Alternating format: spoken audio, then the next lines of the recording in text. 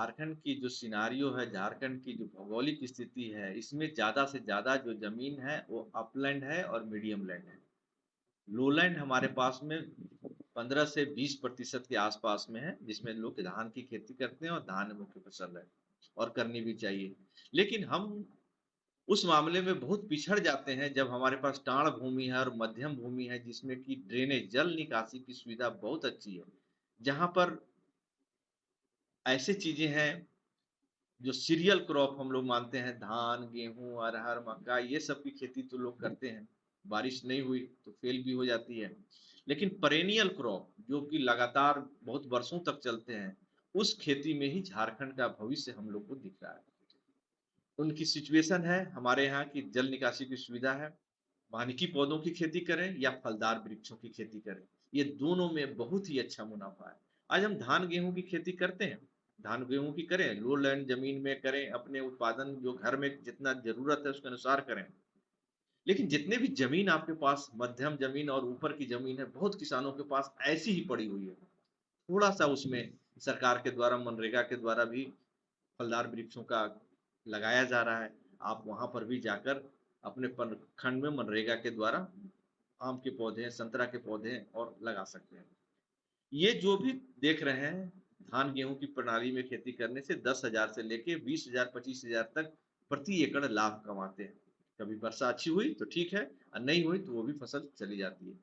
हमें देखिए थोड़ा-सा ध्यान दें, घेराबंदी का अगर व्यवस्था करे किसान, थोड़ा-थोड़ा, मतलब आज अगर 1 एकड़ की करें, अगले साल कुछ करें, तो घेराबंदी करके, पानी की व्यवस्था करके, हम वानिकी की पौधों में सागवान के पौधों को लगाएँ और फलदार वृक्षों में अमरूद, नींबू, संतरा, मौसम्मी, जो कि इस परिस्थिति में बहुत ही उपयुक्त है और यहाँ के लोग अच्छे कर रहे हैं और अच्छी आमदनी कर रहे हैं। यानी कि हम लोग देख रहे हैं कि जो किसान 1 एकड़ में अमरूद की खेती कर रहा है, से 3 से 4 लाख रुपए आमदनी कर रहा है। सागवान के पौधों को साथ में कॉम्बिनेशन करके लगा रहा है, तो उसको जो है 5 से 6 लाख रुपया प्रति एकड़।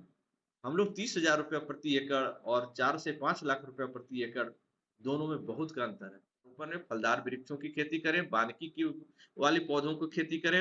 एक बार 1-2 साल मेहनत की ज़रूरत है, पानी पटवन की ज़रूरत है। बाकी जब 3 साल से ऊपर पौधे हो जाएँ, 2 साल से पौधे ऊपर हो जाएँ, वो जल से अपने मिट्टी से वो जल धारण करके अपनी को बचा लेते हैं। पानी की जितना पानी हो, जितना एरिया में घेराबंदी करें, उतना ही वृक्षारोपण करें। तो एक तो हमारी आय भी अच्छी आ रही है, एक तो हमारा जो है पर्यावरण भी हमारा सुरक्षित रहता है, एक हमारा जो है क्लाइमेट चेंज के लिए यही एक उपाय है, अल्टरनेटिव है।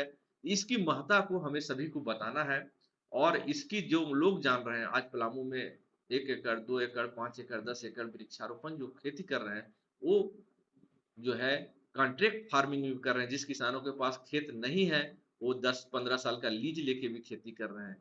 तो ये हमें दिख रहा है कि यहाँ के लोगों का भविष्य, जिसमें कि अर्थ का उपार्जन भी बहुत ज़्यादा हो रहा है और हमारा पर्यावरण भी सुरक्षित हो रहा है और सब मामले में हमारी मिट्टी भी जो है, जो रन ऑफ होके मिट्टी का कटाव हो जा रहा था, वो भी बच जा रहा है। तो इसके अनेकों फायदे। 2 लाख रुपया हम अगर लागत लगाते हैं घेराबंदी करने में और पौधों को लगाने में, और उससे जो आमदनी होगी नेट प्रॉफिट, यानी खर्चा काट कर जो है 3 से 5 लाख रुपया, 4 लाख रुपया प्रति एकड़ की आमदनी होगी। और वानिकी के कॉम्बिनेशन से फलदार वृक्षों को लगाएँ, और फलदार वृक्ष ऐसे हैं जो कि 6 महीने में फल देते हैं, बहुत सारे पौधे ऐसे हैं।